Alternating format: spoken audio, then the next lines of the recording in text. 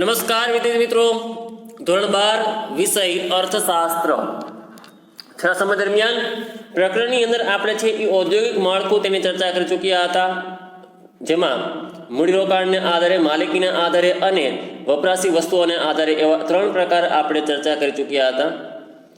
હવે આજનો મુદ્દો છે એ છે ઔદ્યોગિક વિકાસ માટે સરકાર દ્વારા થયેલા પ્રયાસો કયા કયા છે તેની વાત કરીશું.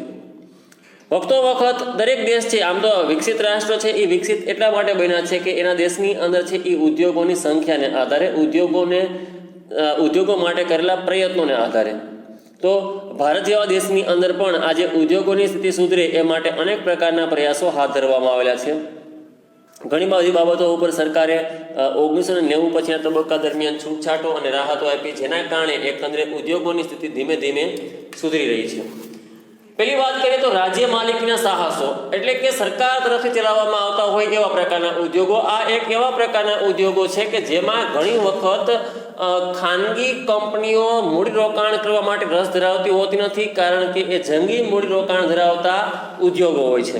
તો આવા સમય દરમિયાન દેશની અંદર છે એ અમુક પ્રકારના ઉદ્યોગો કે જે ચાવીરૂપ ઉદ્યોગો હોય એ ચાલુ રહે સતતને માટે દેશની અંદર આ પ્રકારના ઉદ્યોગોથી એ ઉત્પાદનની પ્રક્રિયા શરૂ રહે, એના માટે થઈને સરકાર ખુદ પોતે અમુક પ્રકારના ઉદ્યોગ ચલાવતી હોય. જેમ કે અત્યારે વર્તમાન સમય સુધી જે છે વાત કરીએ તો ઇન્ડિયન રેલવે એ ભારત સરકાર દ્વારા ચલાવવામાં આવતું સાહસ કહી શકાય, કારણ કે એ જંગી મૂડીરોકાણ ધરાવતું એક પ્રકારનું સાહસ છે. આવા સંજોગોની અંદર જેમાં પુષ્કળ મૂડીરોકાણ કરવાનું હોય એવા, ભવિષ્યમાં કદાચ એને ખાનગીકરણ થઈ શકે, પણ વર્તમાન સમય સુધી જે છે એ એકંદરે એમનું સરકાર દ્વારા ચલાવવામાં આવતું સાહસ કહી શકાય. તો કહેવાનો મતલબ એ છે કે જ્યાં પાયાના ઉદ્યોગ છે, ચાવીરૂપ ઉદ્યોગ છે, એની જે રચના કરવામાં આવતી હોય એવા ક્ષેત્રોમાં કે જ્યાં વધુ મૂડીની જરૂરિયાત હોય એવા ક્ષેત્રની અંદર ખાનગી કંપનીઓ જ્યાં સાહસ વૃત્તિ કરવામાં કે ધરાવતી નથી, રસ ધરાવતી નથી, એવા જગ્યાએ એકંદરે ઉદ્યોગ સરકાર તરફથી ચલાવવામાં આવતા હોય. આવા વધુ પડતા સાહસ ધરાવતા એકમો સરકાર પોતાના હસ્તક રાખે છે અને ઉદ્યોગો ચલાવે છે, જેથી કરીને છે એ અમુક પ્રકારના ઉદ્યોગોનો સમતોલ વિકાસ થઈ શકે.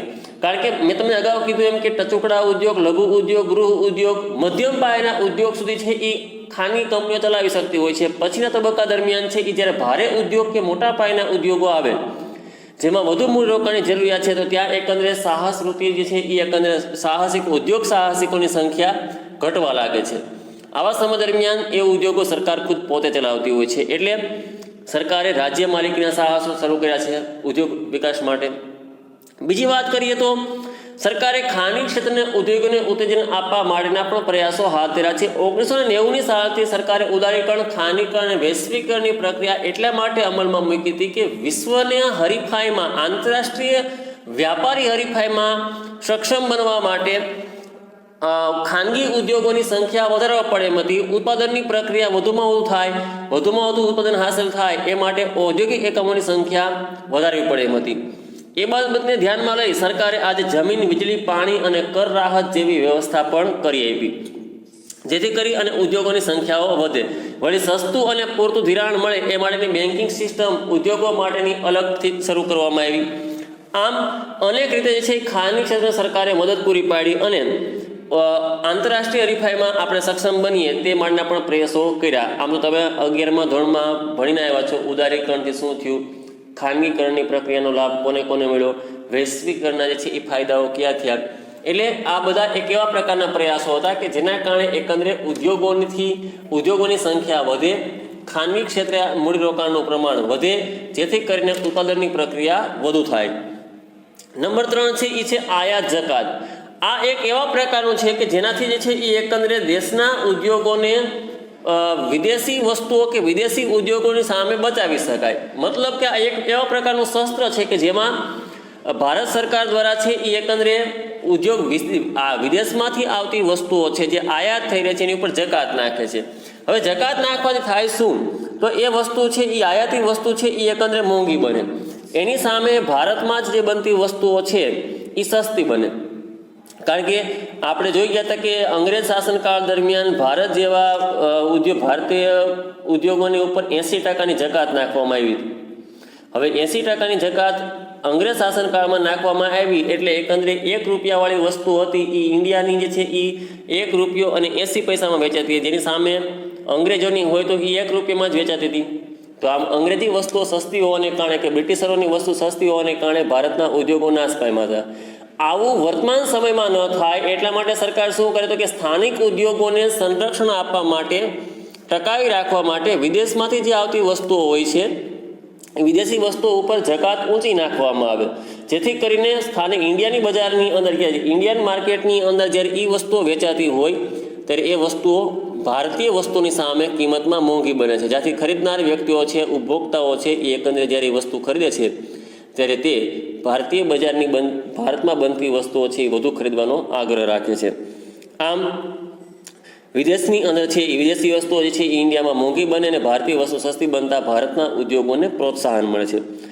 નેક્સ્ટ છે મિત્રો ટેકનિકલી અને કૌશલ્ય તાલીમ. આ એક એવા પ્રકારની પ્રક્રિયા છે કે આજે છે એ વર્લ્ડ છે, વિશ્વ છે, સતતને માટે અપડેટ અને અપગ્રેડ થઈ રહ્યું છે. તો ભારતના ઉદ્યોગો ક્યાંક એમાં પછાત ન રહી જાય એ માટે તેને સરકાર વખતો વખત તાલીમ આપતી હોય છે, સેમિનાર ગોઠવતી હોય છે, માર્ગદર્શન આપતી હોય છે, ઉદ્યોગોની નીતિઓ તૈયાર કરતી હોય છે, માળખું છે એ આખે ઔદ્યોગિક માળખું નિર્માણ કરતી હોય છે. તો આજે ઉદારીકરણ અને વૈશ્વિકના સમયમાં સ્થાનિક ઉદ્યોગો હરીફાઈમાં સક્ષમ બની શકે, એમજ હરીફાઈમાં સફળતા પ્રાપ્ત કરી શકે તે હેતુથી સરકાર ઉદ્યોગોના માલિકોને ટેકનિકલ અને વ્યાવસાયિક તાલીમ આપે છે. વિશ્વમાં પ્રવર્તી નવી ટેકનોલોજી હોય કે નવા પ્રકારની વસ્તુ હોય કે નવા પ્રકારની વેચાણ વ્યવસ્થા હોય, સંચાલન હોય વગેરેના ગુણો શીખવવા માટે વખતો વખત સરકાર તાલીમ આપે છે. શક્ય હોય એટલા ઉદ્યોગ સાહસિકોમાં વ્યાપારી બાબતના કે ટેકનિકલી કૌશલ્યના ગુણો ખીલે તે માટે સરકાર પ્રયાસ કરતી હોય છે, જેથી કરીને સ્થાનિક ઉદ્યોગો હરીફાઈમાં સક્ષમ કે બળવાન પુરવાન થઈ શકે. આ ઉપરાંત આર્થિક સહાય પણ આપવામાં આવતી હોય છે, જે અન્વયે આજના સમય દરમિયાન અગાઉ વાત કરી કે આયાત જકાત. હવે સ્વાભાવિક છે કે ભારતમાંથી પણ નિકાસ થશે વસ્તુઓની, તો વિદેશમાં જ્યારે આ છેલ્લા સમય દરમિયાન અમેરિકા અને ચીન વચ્ચે જે ટ્રેડ વોર હતો એની પાછળનું કારણ એક જ હતું કે બંને દેશો સામસામે છે એ આયાતી વસ્તુઓ ઉપર જકાત નાખતા હતા, જેથી કરીને વસ્તુઓ મોંઘી બનતી અને એના દેશમાં એ વસ્તુઓ વિદેશમાંથી આવતી વસ્તુ વેચાતી ન હતી. હવે આવું આપણી સાથે પણ થાય, કારણ કે આપણે પણ જોઈ ગયા કે એક પ્રકારનું શસ્ત્ર હતું આયાત જકાતનું, જે ભારતના સ્થાનિક ઉદ્યોગોને રક્ષણ આપતું હતું. હવે જ્યારે ભારતની વસ્તુ બની અને નિર્માણ પામી અને વિદેશમાં વેચાવા જાય તો એને પણ ત્યાં જકાતનો સામનો કરવાનો વારો તો આવવાનો જ છે. પણ સરકાર એના માટે બહુ શ્રેષ્ઠ રસ્તો બહાર પાડે છે કે જેની અંદર સરકાર ભારતમાં જે છે એ બનતું વસ્તુઓ છે એ શક્ય હોય એટલી ઓછા ઉત્પાદનના ખર્ચે નિર્માણ પામે, તો જેથી કરીને વિદેશમાં જ્યારે વેચવા મૂકવામાં આવે એને ત્યારે એની કિંમત સસ્તી રાખવામાં આવે, તો છતાં પણ જકાત લાગવા છતાં પણ વિદેશની અંદર જે વસ્તુ બને છે એની સમકક્ષમાં એની કિંમત ઓછી જ રહેશે, તો સરખી રહેશે. એટલે વિદેશની વસ્તુઓ સાથે હરીફાઈ કરવા માટે આપણા ઉદ્યોગો, ઇન્ડિયાના જે ઉદ્યોગો છે એને અહીં જે છે ભારતમાં જ ઉત્પાદન ખર્ચ ઓછો આવે એ માટે સરકાર પ્રયાસ કરતી હોય. જેમ કે અહીં કીધું એમ કે ખાસ કરીને અગાઉ વાત કરી એમ કે સસ્તી જમીન છે, પાણી છે, વીજળી છે, ટેલિફોન છે, વાહન વ્યવહાર, ધિરાણ, આ એવા પ્રકારની વસ્તુઓ છે કે જેનાથી ઉદ્યોગોને સહાય થાય છે. વળી સસ્તી કિંમતે મળતી હોવાને કારણે, પરિવહન ખર્ચ ઓછો આવતો હોવાને કારણે, આંતરમાળખાકીય સુવિધાઓ સારી હોવાને કારણે ભારત જેવા દેશમાં જ એને ઉત્પાદનનો ખર્ચ ઓછો આવે છે. ઉત્પાદનનો ખર્ચ ઓછો આવવાથી વસ્તુઓની કિંમતો ઓછી રાખવામાં આવે છે, જેથી કરીને વિદેશમાં જ્યારે વેચાવા જાય ત્યારે એની કિંમતો પણ કેવી રહેતી હોય છે? ઓછી રહેતી હોય છે. આ સિવાય ઉદ્યોગોને જોતી એવી બેઝિક ઇન્ફ્રાસ્ટ્રક્ચર, જેને કહી શકાય કે પાયાની સુવિધાઓ, અગાઉ પણ આપણે વાત કરી ગયા છીએ એ મુજબ કે અહીં રોડ, રસ્તા, પાણી, વીજળી, બેંક, વીમો, ગટર, આવા અનેક પ્રકારની સુવિધાઓ પૂરી પાડવામાં આવે છે, જેના કારણે ઉદ્યોગો પોતાના ખર્ચને શક્ય હોય એટલો કાબૂમાં રાખી શકે. અહીં એ પણ નોંધનીય છે કે પાયાની સુવિધાઓને પ્રાપ્તિને કારણે ઉદ્યોગો તેમના નાણાં, સમય અને પ્રયત્નોને ઘટાડી ન્યૂનતમ ખર્ચના ધોરણો હાંસલ કરી શકે, જેના દ્વારા તેઓ હરીફાઈમાં સક્ષમ બની શકે. શક્ય હોય એટલે સરકાર દ્વારા છે એ ઉદ્યોગોને એવા પ્રકારની સહાય આપવામાં આવે કે જેમાં એમનું ઉત્પાદનનો ખર્ચ ઓછો આવે. અગાઉ પણ વાત કરી એમ કે ઉત્પાદનનો ખર્ચ ઓછો આવવાથી કાર્યમાં વિદેશમાં વસ્તુઓ છે એ સસ્તી બને, ભારતીય માર્કેટમાં પણ સસ્તી બને, ઉદ્યોગોનો ફેલાવો થાય, ઉપભોક્તાઓને પણ લાભ થાય, એ માટે સરકાર પ્રયાસ કરતી હોય છે. હવે આ ઉપરાંતની વાત કરીએ તો વિવિધ સંસ્થાઓ અને નીતિઓની રચના પણ સરકારે કરી છે, જેમ કે આયાત માટે નીતિની જે રચના કરી, કયા પ્રકારની વસ્તુઓની આયાત કરવી, કયા પ્રકારની વસ્તુઓ જે છે એ નિકાસ કરી શકાય. નાણાકીય નીતિ, નાણાંનો પુરવઠાનું વિસ્તરણ અને સંકોચન વખતો વખત સરકાર કરતી હોય છે. રાજકોષીય નીતિ, જેમાં અંદાજપત્ર આવી જાય છે, રાજ્યની આવક અને ખર્ચ એ વિશેની બાબત ઉપર જે છે એ સરકાર પ્લાનિંગ કરે છે. કરવેરા નીતિ બનાવતી હોય છે કે કરવેરાનું માળખું તૈયાર કરે છે. જીએસટી છે, CGST, SGSTની વાત કરીએ કે વેટની વાત કરીએ છીએ, તો આવા અનેક પ્રકારના ટેક્સ, જેમાં પ્રત્યક્ષ વેરો હોય, કંપની વેરો હોય કે મિલકત વેરો હોય, એની ઉપર પણ સરકાર વખતો વખત ફેરફાર કરતી હોય છે. આ ઉપરાંત industrial act, company act, banking system માટેનો એક્ટ એટલે કે બેન્કિંગ એક્ટ, કોમ્પિટિશન એક્ટ, આવા પ્રકારના અનેક કાયદાઓ પણ ઘડે, જેના કારણે આંતરરાષ્ટ્રીય બજારમાં આપણી હરીફાઈ શક્ય હોય એટલી વધુ થાય. આ ઉપરાંત ઉદ્યોગોને લોન આપવા માટે industrial development bank of India, SIDBI, ICICI, IFCI, LIC કે GIC જેવા સંસ્થાઓ દ્વારા વીમા કવચ પણ પૂરું પાડવામાં આવતું હોય છે, અને અમુક સંસ્થાઓ દ્વારા ધિરાણ આપવામાં આવે છે. તો આમ કહી શકાય કે આ પ્રકારની જે છે સંસ્થાઓ છે કે જેનાથી ઉદ્યોગોને, જેને કહી શકાય વિસ્તરણ માટે જે પ્રારંભિક તબક્કામાં જે નાણું જોઈએ, જે ધિરાણ જોઈએ છે, એ સરળતાથી પ્રાપ્ત થતું હોવાને કારણે આજે દેશમાં ઉદ્યોગોની સંખ્યા વધે છે. ઉદ્યોગોની સંખ્યા વધવાથી એકંદરે દેશની અંદર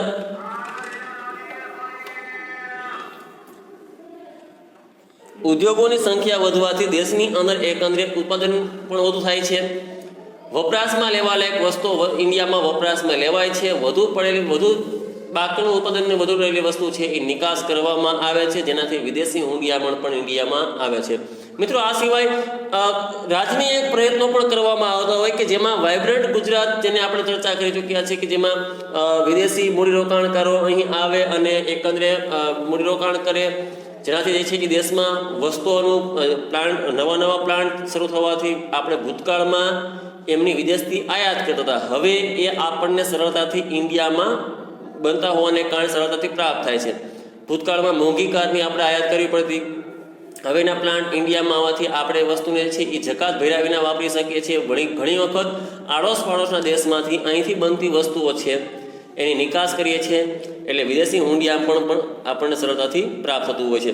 તો આવા અનેક પ્રકારના પ્રયાસો કરી અને સરકાર જે છે એ એકંદરે આજે વિદેશી ઉદ્યોગોને પણ આકર્ષે છે અને ભારતીય ઉદ્યોગોને પણ શક્ય હોય એટલો પ્રોત્સાહન આપવાનો પ્રયાસ કરે છે. મિત્રો, આજના સમય દરમિયાન આપણે અભ્યાસ કરી ચૂક્યા છીએ એ છે ઔદ્યોગિક વિકાસ માટે સરકારે લીધેલા પ્રયાસો. હવે આ 3 ગુણનો પ્રશ્ન છે, જેમાં આપે રાજ્ય માલિકીના સાહસો, ખાનગી ક્ષેત્રના ઉદ્યોગોને ઉત્તેજન, આયાત જકાત, ટેકનિકલ કૌશલ્ય અને તાલીમ, આર્થિક સહાય, પાયાની સુવિધાઓ, વિવિધ સંસ્થાઓ અને તેની નીતિઓની રચના, આ જે ટોપિક ઉપર આપણે ચર્ચા કરી છે એ આપે ફેરબુકની અંદર પ્રશ્નમાં લખવાનું છે. 3 ગુણમાં પૂછાતો આ પ્રશ્ન છે, એટલે આપે આ 3 ગુણનો પ્રશ્ન ફેરબુકમાં લખવાનો છે. મિત્રો, આપણે કોર્સની અંદર હવે આના પછી એક ચેપ્ટર બાકી છે, 11મું ચેપ્ટર, જે હશે ભારતીય અર્થતંત્રમાં નૂતન પ્રશ્નો. આશા રાખું છું કે તમે બધા છે એ આપણા અભ્યાસક્રમની સાથે છો. આમ તો કોર્સ પૂરો થાય પછી આપણે પછીના તબક્કા દરમિયાન સતતને માટે પુનરાવર્તન અને રિવિઝન કરવાના છીએ. આપણે આપના મંતવ્યો મંગાવી અને જે મુદ્દાઓ પર આપને અભ્યાસ યોગ્ય ન થયો હોય, અસમંજસ હોય જે મુદ્દાઓમાં, એની આપણે સતતને માટે ચર્ચાઓ કરતા રહેવાના છીએ. હવે આજનો લેક્ચર આપણે સમાપ્ત કરીએ છીએ. વધુ સ્પેશિયલ ઇકોનોમિકલ ઝોન, વિશિષ્ટ આર્થિક વિસ્તાર, જેના વિશે આપણે નેક્સ્ટ પીરિયડમાં અભ્યાસ કરીશું. આપણને 2019માં આ પૂછાઈ ગયેલો પ્રશ્ન છે 3 ગુણની અંદર, વિશિષ્ટ આર્થિક વિસ્તાર, SEZ, એટલે એના વિશે આપણે નેક્સ્ટ ટાઈમ ચર્ચા કરીશું. આજનો લેક્ચર આપણે સમાપ્ત કરીએ છીએ. ધન્યવાદ.